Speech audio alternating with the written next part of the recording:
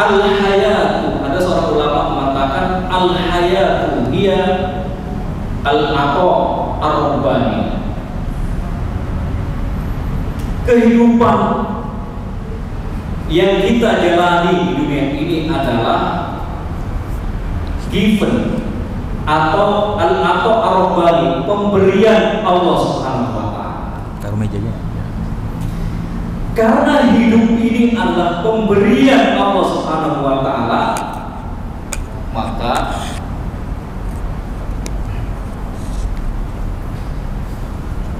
karena hidup ini adalah pemberian Allah Subhanahu wa taala kepada makhluknya, termasuk kepada kita sebagai manusia. Oleh karenanya hidup kita di dunia ini harus senantiasa sesuai dengan nilai-nilai yang telah digariskan oleh Allah Subhanahu wa taala.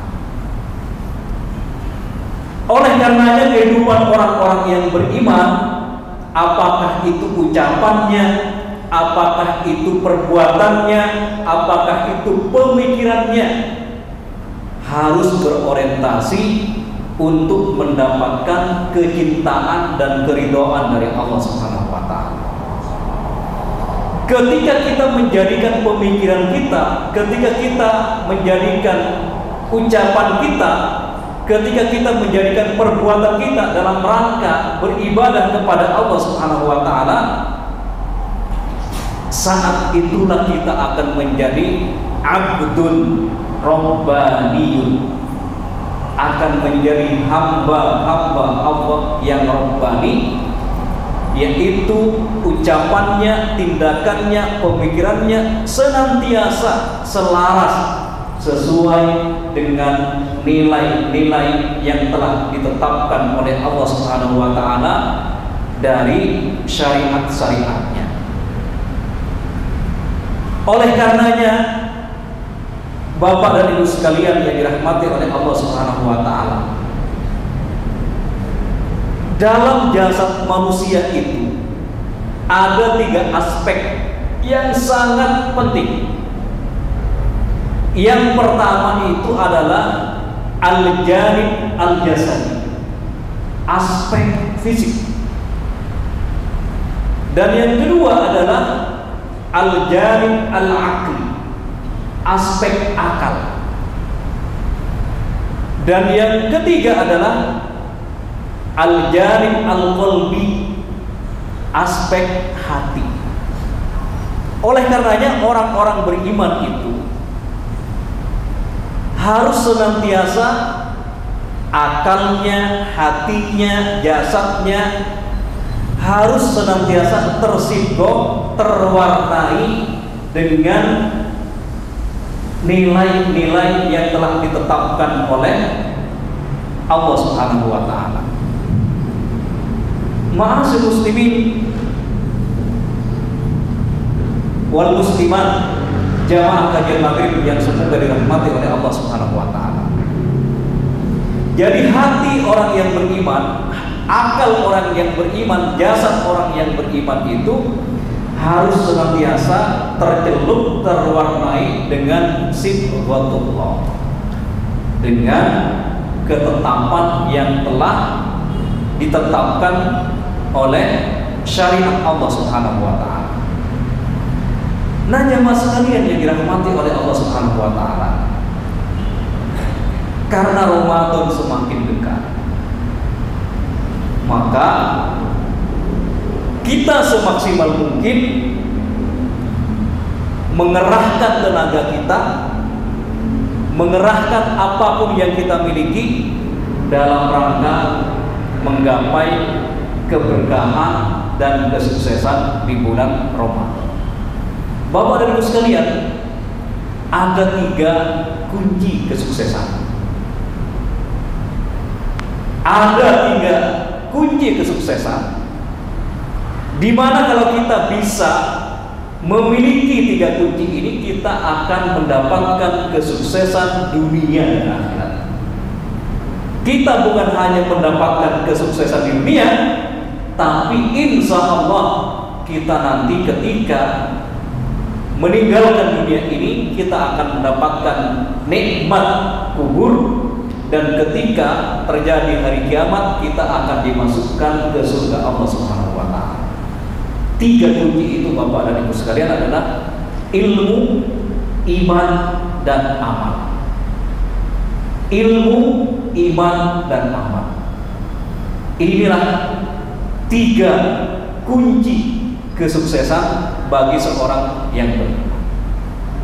Oleh karenanya Bapak dan Ibu sekalian, kunci kesuksesan itu, kunci kebahagiaan itu bagi orang-orang yang beriman, atau standar kesuksesan itu bagi orang-orang yang beriman itu ada 2 ketika di akhirat.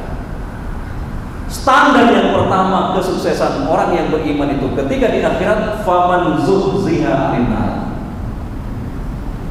yaitu orang-orang yang diselamatkan dari api neraka. Itu standar sukses. Wa udkhilal jannah, dan mereka dimasukkan ke surga Allah Subhanahu wa taala. Ketika kita nanti di hari kiamat dibebaskan dari api neraka dan dimasukkan ke surga Allah Subhanahu wa taala, faqad faz,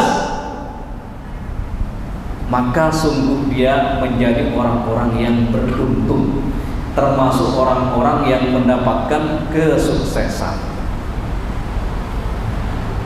Nah, Bapak dan Ibu sekalian yang dirahmati oleh Allah Subhanahu wa taala.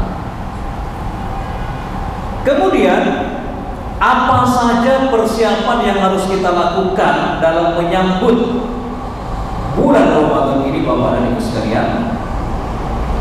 Ada, paling tidak itu ada 4 persiapan yang harus kita lakukan.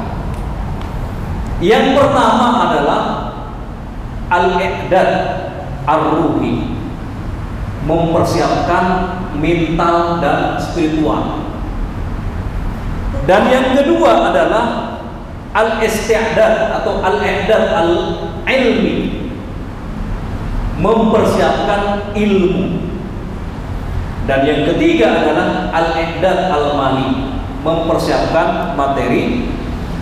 Dan yang keempat adalah al-i'dad al-jasadi, persiapan fisik. Bapak dan Ibu sekalian yang dirahmati oleh Allah Subhanahu wa taala, yang pertama itu adalah yang perlu kita persiapkan adalah persiapan spiritual, persiapan mental. Mental inilah, spiritual inilah yang menjadikan perkara-perkara yang besar nampak kecil bagi kita.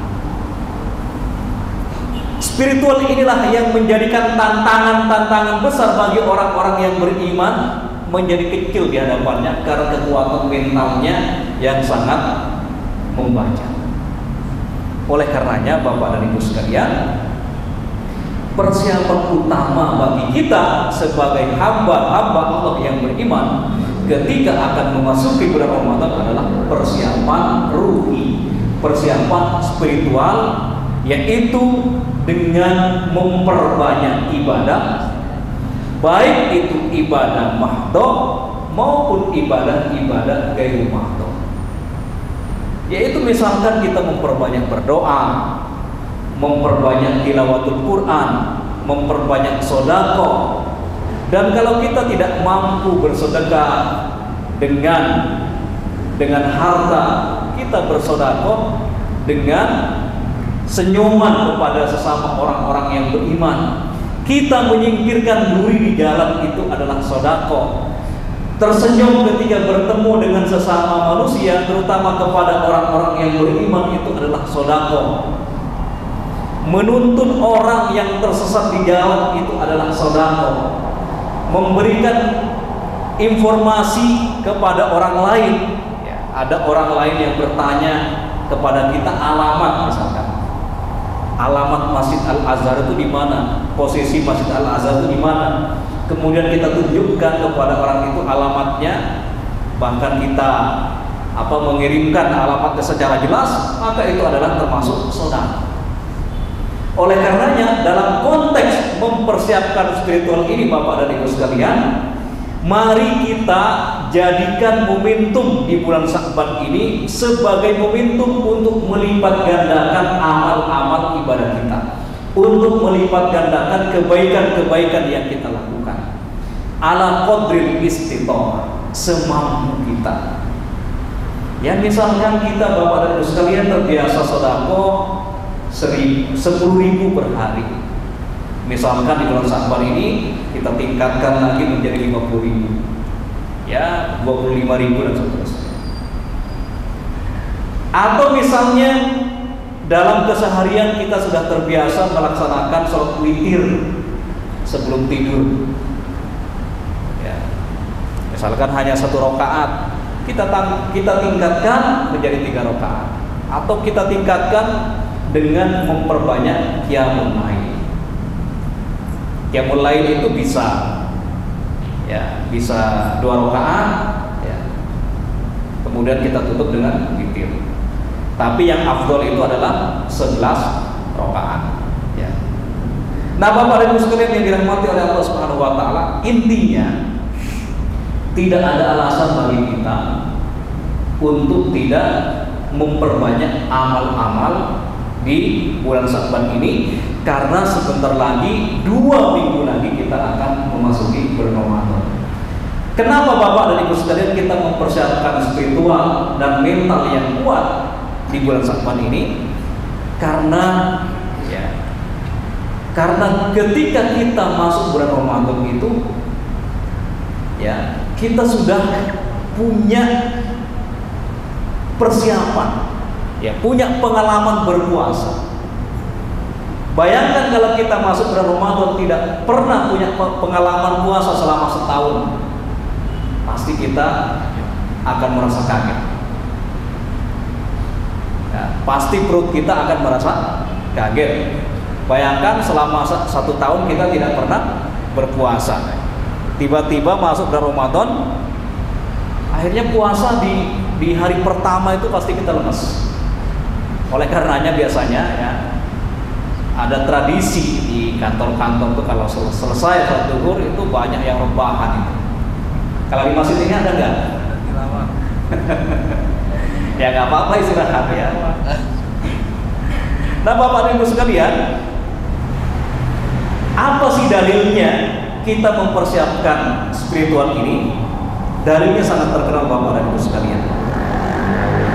An Aisyah radhiyallahu anha anna Nabiyyullah sallallahu alaihi wasallam kana yaqumu minal lail hatta tatafattara qadamahu.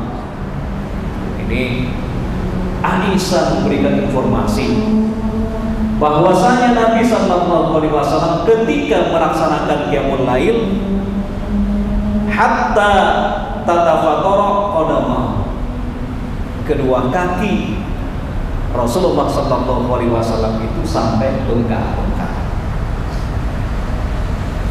Sampai Aisyah, istri Rasulullah sallallahu alaihi wasallam, memberanikan bertanya kepada suaminya yang dicintainya, "Ya Nabi Allah, wahai Nabi, lima tasna hadza?" Kenapa baginda senantiasa semangat beribadah kepada Allah Subhanahu wa taala? Kenapa baginda senantiasa punya semangat untuk melaksanakan qiyamul lail sampai kaki baginda itu bengkak-bengkak? Wa qad ghafarallahu min dzambika ma taqaddama wa ma ta'akhkhar.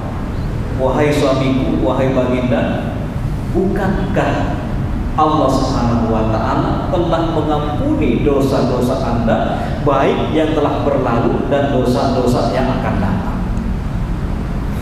Tapi apa jawaban Rasulullah sallallahu alaihi wasallam? Afala uhibbu an akuna 'abdan syakura.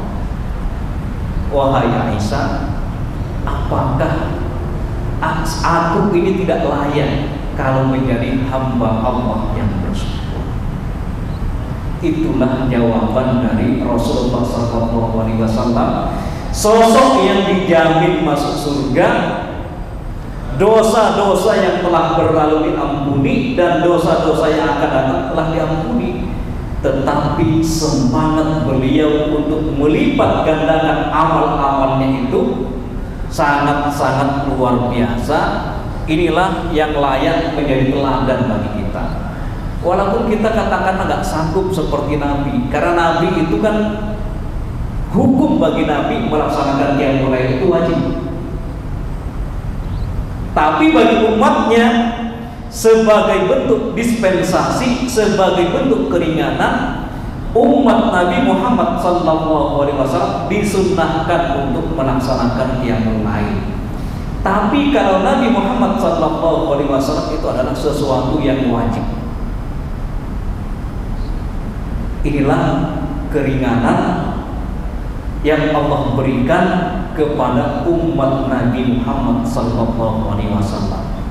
Saya teringat ketika dalam peristiwa Isra Mi'raj, Nabi SAW mendapatkan perintah untuk melaksanakan sholat 50 waktu.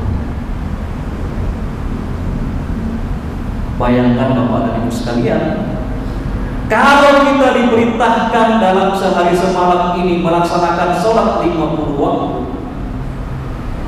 itu artinya setiap 30 menit sekali kita melaksanakan sholat. Betapa beratnya syariat sholat kalau 50 waktu. Tapi karena Allah sangat Rahman dan Rahim, sangat pemurah, sangat penyayang kepada hamba-hambanya, sholat 50 waktu itu kemudian diringankan menjadi 5 waktu. Sholat 5 waktu saja Bapak dan Ibu sekalian, banyak di antara kaum muslimin yang masih bolong-bolong. Berapa persen di antara umat Islam ini yang melaksanakan sholat 5 waktu tanpa bolong-bolong? Kira-kira berapa persen? Nah, ini perlu ada survei. Saya pernah mendengar survei itu sekitar 8% sampai 10% lah kaum muslimin yang benar-benar sholat 5 waktu. Tapi yang terjadi kebanyakan itu adalah kadang zuhurnya sholat, asarnya tidak, maghrib sholat, kadang isanya tidak. Ini adalah PR bagi kita sebagai umat Islam. Nah, Bapak dan Ibu sekalian yang dirahmati oleh Allah Subhanahu wa taala, persiapan yang kedua adalah al-i'dad al-mali al-madi, persiapan materi. Kira-kira pertanyaan begini kan, apa sih korelasi, apa sih hubungan antara persiapan materi dengan bulan Ramadan? Hubungannya Bapak dan Ibu sekalian, kita mengacu bercermin kepada Rasulullah SAW. Nabi Muhammad SAW dikenal sebagai jawad, orang yang sangat dermawan. Tapi ketika bulan Ramadan, Rasulullah SAW meningkatkan kedermawanannya itu. Beliau meningkatkan sedekahnya, meningkatkan infaknya dengan peningkatan yang berlipat ganda. Itulah korelasi antara persiapan materi dengan bulan Ramadan yang insya Allah sebentar lagi kita akan memasuki. Karena Ramadan itu adalah syahrul mubarak, bulan yang diberkahi, sehingga semua amal-amal manusia itu dilipat gandakan oleh Allah Subhanahu wa taala. Karena di bulan Ramadan itu semua amal-amal dilipat gandakan oleh Allah Subhanahu wa taala, maka harus menjadi proyeksi kita semuanya, harus menjadi proyek bagi kita semuanya bagaimana di bulan Ramadan nanti kita bisa melipat gandakan infak dan sedekah. Dan insya Allah lembaga Amil Zakat Al-Azhar siap menampungnya. baik itu sedekah atau ziswah ya, dan seterusnya. Itulah Bapak dan Ibu sekalian, Ramadan itu menjadi momentum bagi kita semuanya untuk melipat gandakan amalia-amalia atau amalan-amalan yang terkait dengan harta. Apalagi di dalamnya ya ada syariat zakat fitrah. Nah, Bapak dan Ibu sekalian yang dirahmati oleh Allah Subhanahu wa taala, persiapan materi ini juga sangat penting bagi kita. Karena di bulan Ramadan itu ada momentum untuk memberikan takjil, memberikan iftar kepada kaum muslimin yang sedang berpuasa. Dan ketika kita memberikan iftar atau takjil kepada orang-orang yang berpuasa, maka kita akan mendapatkan pahala tanpa mengurangi sedikit pun dari orang-orang yang berpuasa tersebut. Kenapa kita perlu mempersiapkan materi? Karena Ramadan itu adalah syahrul tadammun, bulan solidaritas kepada sesama manusia. Karena bulan Ramadan itu adalah syahrul tadammun, bulan solidaritas bagi sesama manusia, maka di antara persiapan yang mesti kita lakukan adalah persiapan materi, persiapan harta, sehingga kita bisa melipat gandakan infak dan sedekah kita, bisa melipat gandakan amal-amal harta kita sebagaimana dicontohkan oleh Rasulullah SAW. Nabi itu adalah orang yang sangat dermawan, tapi di bulan Ramadan beliau meningkatkan berlipat-lipat kedermawanannya itu. Inilah semangat yang harus kita contoh dari Rasulullah SAW, sosok yang dijamin masuk surga, tapi beliau sangat bersemangat, sangat punya obsesi untuk melipat gandakan amal-amal kebaikannya. Kemudian Bapak dan Ibu sekalian yang dirahmati oleh Allah Subhanahu wa taala, persiapan yang ketiga itu adalah al-i'dad al-ilmi, persiapan keilmuan. Ilmu ini sangat penting dalam segala aspek. Bahkan ketika orang-orang yang beriman diperintahkan untuk memahami kalimat tauhid, Allah Subhanahu wa taala memerintahkan fa'lam annahu la ilaha illallah. Berilmulah, ilmuilah annahu la ilaha illallah, bahwasanya tidak ada ilah kecuali Allah Subhanahu wa taala. Disinilah para ulama mengatakan ahammu al-ilmi qabla al-amal. Urgensi pentingnya orang-orang yang beriman itu untuk memiliki ilmu terlebih dahulu sebelum beramal. Karena ilmu itu sangat penting, maka Allah Subhanahu wa taala berfirman, "Qul hal yastawil ladzina ya'lamun wal ladzina la ya'lamun." Katakanlah wahai Nabi, katakanlah wahai Rasul, Nabi diperintahkan oleh Allah Subhanahu wa taala untuk menyampaikan kepada manusia, hal yastawil ladzina ya'lamun wal ladzina la ya'lamun. Apakah sama orang-orang yang punya ilmu? Apakah sama orang-orang yang berilmu itu dengan orang-orang yang tidak berilmu? Innama yatazakkaru ulul albab. Orang-orang yang akan mendapatkan pembelajaran itu adalah orang-orang yang ulul albab, orang-orang yang berakal. Artinya Bapak dan Ibu sekalian, Islam memerintahkan kepada umatnya untuk thalabul ilmi, termasuk menuntut ilmu terkait hukum-hukum Ramadan, hukum-hukum yang terkait dengan bulan Ramadan. Apa saja yang mewajibkan kita puasa, apa saja syarat-syarat dan rukunnya, apa saja yang membatalkan puasa, apa saja yang makruh-makruh dalam puasa. Itu perlu kita ketahui supaya kita mantap dalam beramal. Karena ketika kita punya ilmunya, kita akan merasa stabil, merasa nyaman, merasa mantap dalam mengamalkan sesuatu. Itulah sebabnya Allah Subhanahu wa Ta'ala akan mengangkat derajat orang-orang yang berilmu, orang-orang yang beriman dengan beberapa derajat. Yarfa'illahu alladhina amanu minkum walladzina utul ilma darajat. Allah Subhanahu wa Ta'ala akan mengangkat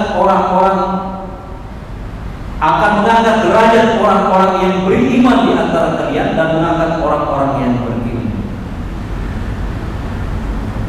Oleh karenanya, kalau kita merenungkan sejenak, wahyu yang pertama kali turun, Bapak dan Ibu sekalian, itu terkait dengan Iqra, membaca. Membaca itu terkait dengan keilmuan. Tapi ketika kita membaca harus dilandasi dengan bismi rabbik. Kita dalam kehidupan ini harus melakukan banyak pembacaan. Baik itu membaca sesuatu yang berbentuk kitab atau membaca alam ini, membaca fenomena yang ada di alam raya ini. Kita membaca ayat-ayat Qur'aniyah dan ayat-ayat kauniyah. Tapi ketika kita membaca itu harus dilandasi dengan bismi rabbikal ladzi khalaq. Bukan hanya sekedar membaca, tetapi membaca yang dilandasi dengan nama Allah Subhanahu wa Ta'ala. Inilah bedanya orang-orang yang beriman dengan orang-orang yang tidak beriman. Oleh karenanya orang-orang yang beriman itu semakin berilmu, semakin meningkat keilmuannya, dia akan semakin khasyatullah, akan merasa takut kepada Allah Subhanahu wa Ta'ala. Inna yakhshallaha min ibadihi ulama. Ciri orang-orang yang memiliki ilmu yang benar itu, apapun keilmuannya, ketika ilmu itu benar, dia pasti akan mengantarkan seseorang kepada khasyatullah, merasa takut kepada Allah Subhanahu wa Ta'ala. Itulah parameter, itulah standar, itulah ukuran ilmu yang sahih, ilmu yang benar, ketika mengantarkan seseorang semakin takut kepada Allah Subhanahu wa Ta'ala. Bapak dan Ibu sekalian yang dirahmati oleh Allah Subhanahu wa Ta'ala, terkait ilmu yang terkait ilmu puasa ini, Bapak dan Ibu sekalian, saya ingin bertanya kepada Bapak dan Ibu sekalian, apa sih yang membedakan puasa itu dengan ibadah-ibadah yang lainnya?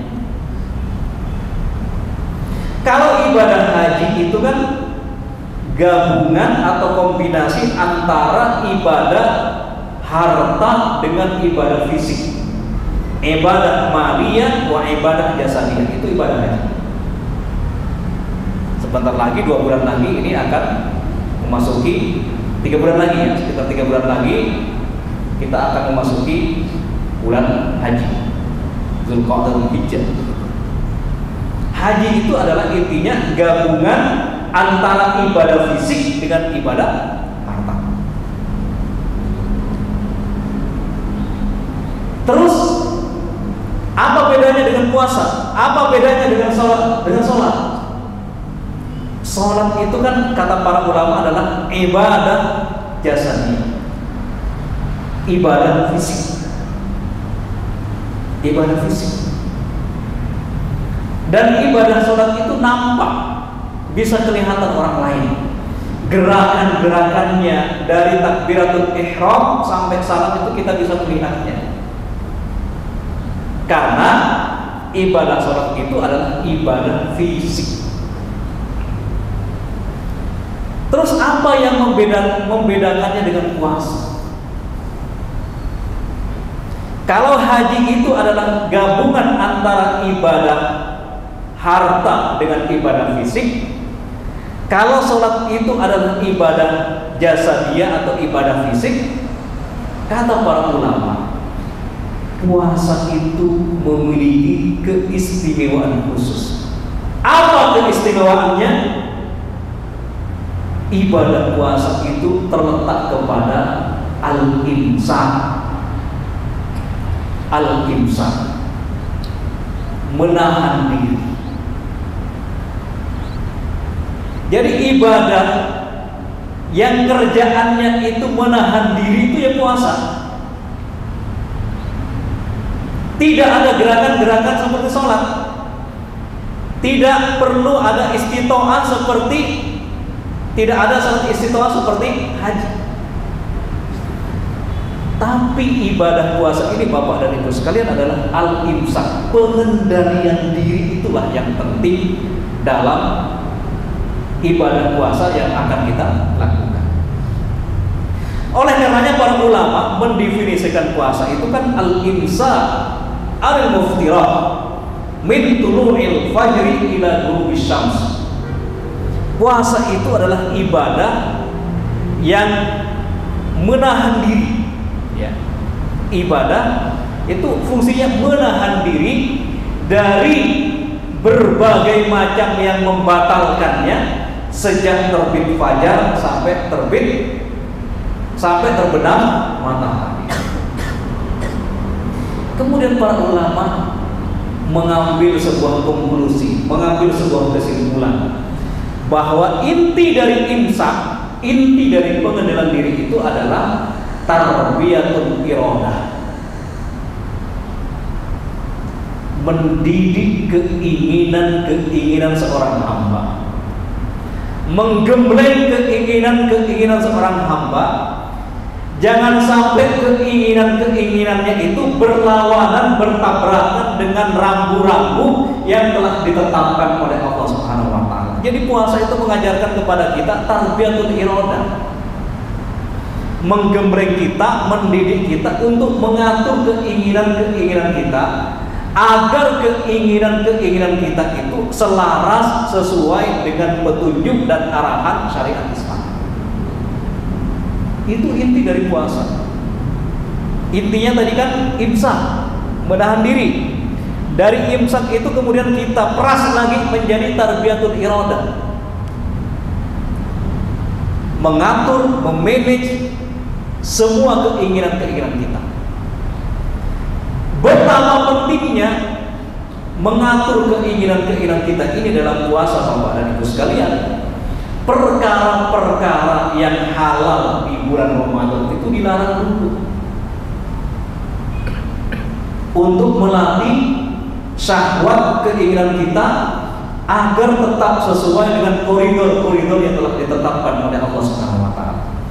Di luar bulan Ramadan kita bebas makan dan minum. Di luar bulan Ramadan kita dibolehkan berhubungan suami istri bagi yang sudah menikah. Tapi demi tarbiyatul iradah, demi mendidik keinginan seorang hamba, Allah Subhanahu wa taala menggemblengnya dengan cara puasa, menahan dari perkara-perkara yang awalnya halal, diperintahkan dulu untuk ditahan.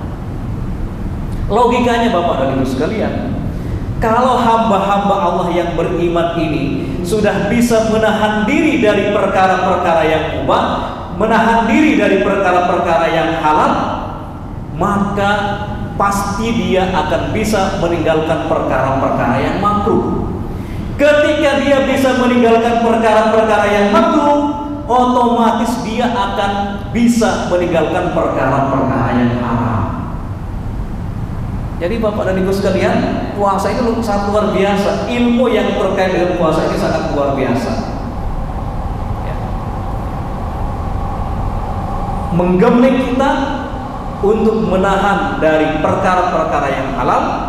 Karena ketika kita bisa menahan dari perkara-perkara yang halal, otomatis insya Allah kita akan bisa meninggalkan perkara-perkara yang makruh. Ketika kita bisa meninggalkan perkara-perkara yang makruh, insya Allah kita dengan mudah akan bisa meninggalkan perkara-perkara yang haram. Jadi Ramadan yang Allah berikan kepada orang-orang yang beriman ini untuk meningkatkan derajatnya secara drastis, peningkatan secara cepat. Diberikan 1 bulan penuh. Dengan 1 bulan penuh itu diharapkan ketika sudah keluar dari bulan Ramadan, dia akan tetap terikat dengan nilai-nilai robbani, akan terikat dengan nilai-nilai puasa yang telah dilakukannya dalam 1 bulan. Dalam 11 bulan berikutnya dia tetap konsisten ya, menjadi hamba-hamba Allah yang robbani. Nah, Bapak dan Ibu sekalian, karena kita dibatasi oleh waktu, saya persingkat lagi ya. Persiapan yang keempat itu adalah al-i'dad al-jasadi, persiapan fisik. Kenapa kita perlu mempersiapkan fisik? Karena kalau kita nggak punya kekuatan, nggak punya fisik yang kuat, tidak mungkin kita bisa berpuasa. Oleh karenanya orang-orang yang sakit itu kan diberikan keringanan untuk tidak berpuasa. Faman kana minkum maridun aw 'ala safarin fa 'iddatun min ayyamin ukhra. Orang yang sakit, orang yang dalam perjalanan itu diberikan dispensasi, diberikan keringanan untuk tidak berpuasa, tapi menggantinya pada hari-hari yang lain. Oleh karenanya kita kuatkan fisik kita dengan banyak olahraga, lari pagi, ya, lari pagi dan seterusnya. Karena itulah Nabi mengatakan al-mu'minu al-qawiyyu khairun wa ahabbu ila Allah minal mu'min ad-dhaif. Mukmin yang kuat, mukmin yang kuat dalam segala aspek kehidupannya. Mukmin yang kuat secara akidah, mukmin yang kuat secara ibadah, mukmin yang kuat secara akhlak, mukmin yang kuat secara ekonomi, mukmin yang kuat secara politik, mukmin yang kuat secara budaya, mukmin yang kuat secara fisik, khair, lebih baik, wa ahabbu ila Allah, dan lebih dicintai oleh Allah Subhanahu wa taala minal mu'min ad-dhaif, daripada mukmin yang lemah. Artinya semua orang-orang yang beriman itu dicintai oleh Allah Subhanahu wa taala. Hanya saja orang yang beriman yang kuat itu lebih dicintai, lebih disayangi oleh Allah Subhanahu wa taala daripada mukmin yang lemah. Oleh karenanya kita harus meningkatkan power kita, kekuatan kita, apakah itu kekuatan fisik, apakah itu kekuatan ekonomi, apakah itu kekuatan budaya, apakah itu kekuatan ibadah, apakah itu kekuatan sosial, apakah itu kekuatan akhlak, akidah dan seterusnya. Itulah yang harus diupayakan oleh semua kaum muslimin, sehingga kaum muslimin itu menjadi orang-orang yang kuat, menjadi orang-orang yang berwibawa di hadapan kelompok atau orang lain. Jamaah sekalian yang dirahmati oleh Allah Subhanahu wa taala, saya sudah dikasih aba-aba seperti aku qouli hadza wa astaghfirullah li wa lakum. Assalamualaikum warahmatullahi wabarakatuh. Waalaikumsalam.